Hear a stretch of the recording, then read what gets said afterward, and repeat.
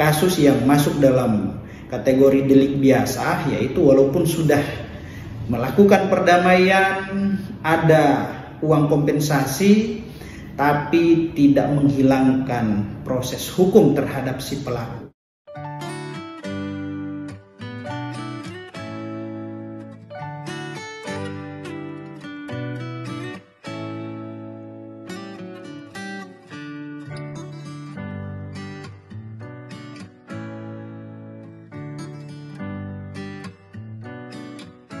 Assalamualaikum warahmatullahi wabarakatuh. Teman-teman, apa kabar semua? Sehat selalu. Jumpa lagi dengan saya di channel YouTube Isyraf Law, channel yang membahas tentang hal-hal berkaitan dengan hukum. Nah, teman-teman, pada kesempatan ini saya ingin berbagi ilmu, berbagi pengetahuan tentang seputar dunia hukum. Nah, segmen kali ini saya mau bahas mengenai kasus tindak pidana penganiayaan, ya. Sudah berdamai di kantor polisi, tapi kok perkaranya tetap berlanjut. Ada apa ini? Ada apa dengan Pak polisinya, penyidiknya? Kami kok sudah berdamai tapi perkaranya tetap berlanjut. Kok bisa begitu, ya? Oke, baik teman-teman, ya. Jadi sebelum lanjut, ya, saya ingin menjelaskan terlebih dahulu, ya. Nah, dalam perkara tindak pidana dikenal dengan delik aduan dan juga delik biasa. Nah, mengenai peristiwa penganiayaan tadi, ya, ini sudah berdamai tapi kok masih berlanjut. Ada apa? Polisinya kenapa ini?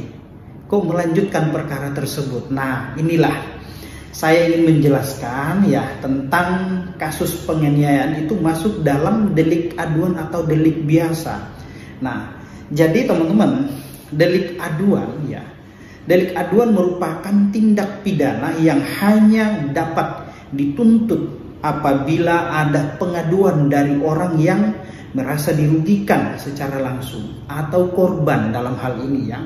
Nah, contoh misalkan kasus perzinahan, kasus pencurian dalam rumah tangga.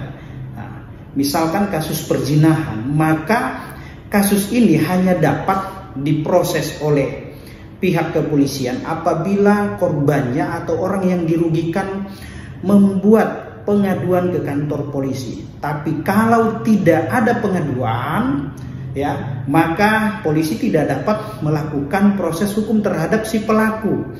Dan ingat, kasus yang masuk dalam kategori delik aduan ini, kasusnya bisa dicabut kembali. Nah, kalau perkara sudah dilaporkan, misalkan kasus perzinahan, lalu di kemudian hari antara pelaku dengan korban berdamai, maka kewenangan penyidik kepolisian untuk melakukan pengusutan terhadap kasus tersebut itu terhenti karena korban telah melakukan pencabutan laporan. Nah, itu ya teman-teman, ya. Lain halnya kalau delik biasa, delik pidana yang dapat dituntut walaupun tanpa ada yang membuat laporan. Contohnya kasus misalnya seperti, ya, penganiayaan, pembunuhan, pencurian, kasus makar. Nah, ini masuk dalam perkara-perkara atau kasus yang sifatnya delik biasa.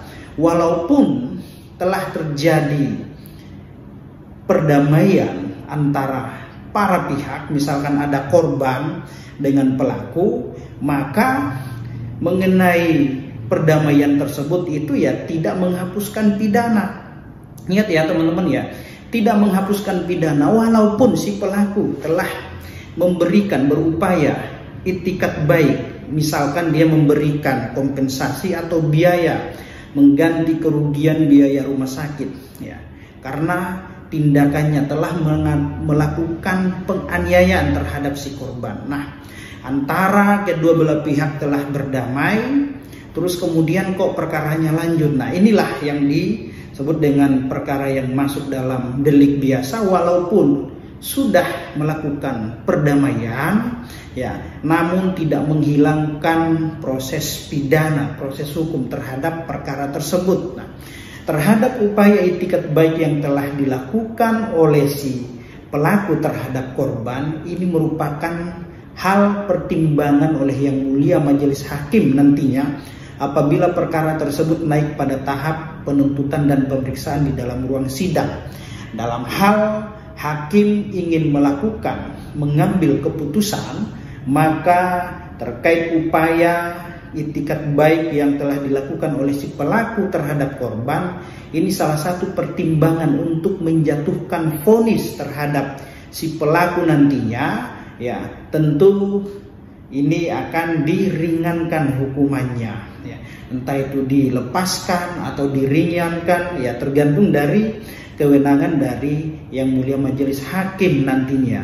Itu ya teman-teman ya, mengenai itikat baik tadi ya, itu sebagai upaya pertimbangan nanti di pengadilan, apakah dituntut lebih ringan atau justru malah sebaliknya. Nah, jadi kasus yang masuk dalam kategori delik biasa, yaitu walaupun sudah melakukan perdamaian, ada uang kompensasi, tapi tidak menghilangkan proses hukum terhadap si pelaku. Nah itu ya teman-teman ya.